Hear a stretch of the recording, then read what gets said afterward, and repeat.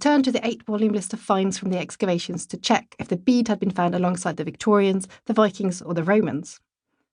That same layer had yielded a variety of finds, including a fragment of Anglo-Saxon window glass, a finely lattice-carved piece of bone that had probably come from a Saxon book cover, metalworking waste, and nondescript fragments of iron, but nothing dating to more recently than the 9th century.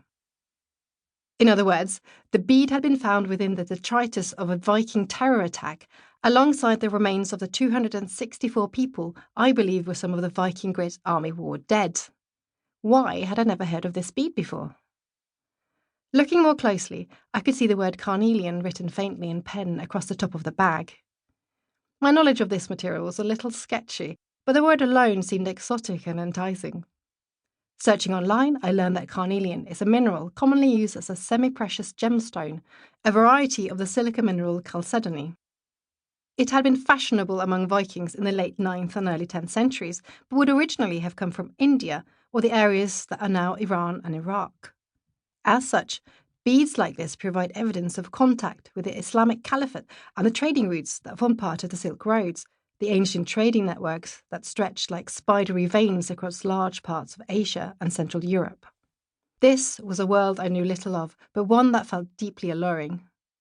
While Viking expansion through Eastern Europe and along trading routes bringing goods back to Scandinavia is well known, the Vikings who arrived in England have typically been considered a distinct movement.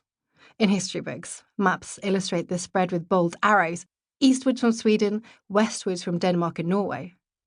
Repton was no different. The accepted interpretation of the bones that I'd been working on seemed to fit neatly into the traditional Viking Age narrative, that of the Norsemen and Danes who travelled west in the late 8th century, launching a savage attack on unsuspecting monks at Lindisfarne in 793 and kick-starting the Viking Age in the process, and that of the hit-and-run raids of the succeeding decades that eventually, in the 9th century, led to ambitions of political conquest and settlement. This, it had been agreed, is what brought a certain Great Army, a military force active in England between 865 and the late 870s, to conquer Repton and the Anglo-Saxon kingdom of Mercia in 873. A neat story, but this small piece of carnelian was beginning to make me wonder if it painted the entire picture.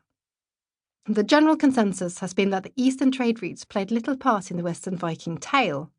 So, what was a Middle Eastern or Asian carnelian bead doing in rural Derbyshire in the 9th century? Throughout this book, the term West will be used to loosely represent northwestern Europe and parts of the North Atlantic, while East represents areas from the eastern shores of the Baltic Sea, through the river systems of Eastern Europe and to the Middle East. My part in this story had begun 5 years earlier, on a crisp wintry morning in January 2012, when I travelled to Oxford in a borrowed Land Rover Defender built for far more adventurous journeys than a trip down the motorway. I had come to meet 2 renowned men. The first was one of the UK's most eminent professors of archaeology, whose accolades include a CBE for services to British archaeology, and whose record of excavations reads like a gazetteer of the greatest archaeological sites. The other was one of the most infamous Viking warriors in England. I was coming to the end of my master's degree at the University of Oslo, where I had been studying the diet and migration patterns of Norwegian Vikings by analysing their skeletons, concluding that they A, often ate a lot of fish, and B, were pretty mobile, neither of which was particularly surprising. A few months before, while I was looking for a suitable PhD research topic, one of my old undergraduate professors had introduced me to Professor Martin Biddle and to the Repton Viking camp. Maybe, he suggested, I could apply my newly learnt forensic skills to the unresolved questions surrounding the Repton dead that Martin and his late wife, Beate Sjølby Biddle, had excavated in the 1970s and 1980s. Martin, in his Oxford office, was everything I, as a child in Norway, had imagined England to be, although, disappointingly, it was not in a Hogwarts-style wood-panelled college, but in a 1970s concrete block in Summertown. Fast forward 5 years, and my PhD was coming to an end, with the analyses of the Repton dead nearly complete, when the carnelian bead came into my possession. To me, there was something compelling about that tiny bead. The smooth, almost translucent material, the sharply cut corners, the faceted shape with angles that looked so perfect and so modern. I couldn't help but obsess over all the hands, all the lives that I had intersected with over more than a millennium, including, now, my own. Who had it belonged to? Was it dropped accidentally, or placed in the mass grave deliberately? How did it end up in